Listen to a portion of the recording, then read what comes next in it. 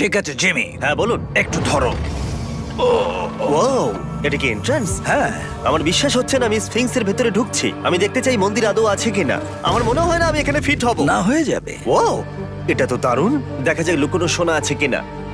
Zahi, আমি দেখতে পাচ্ছি একটা ফাঁকা গর্ত। আমি চাই এক্ষুনি তুমি একটা স্টেটমেন্ট দাও। আহ, আমি স্টেটমেন্ট চাই। ঠিক আছে জাহি, স্ফিংসের ভেতরে কিচ্ছু নেই। জিমি, তুমি ইতিহাস গড়তে চলেছো। ইতিহাসে নাম লেখানোর চেয়ে ভালো ভবিষ্যতের জন্য কোনো বার্তা রেখে যাওয়া। তোমার কি মনে হয় এখানে পেপারটা কতদিন ঠিক থাকবে? হাজার হাজার বছর। সত্যি? আমরা এটা মাটিতে পুঁতে দেবো। এই লেটারটার সাথে গোল্ড সোয়ার্মও রাখা যাবে? অবশ্যই। এটার মূল্য $10,000। সত্যি, এটা ভবিষ্যতের জন্য।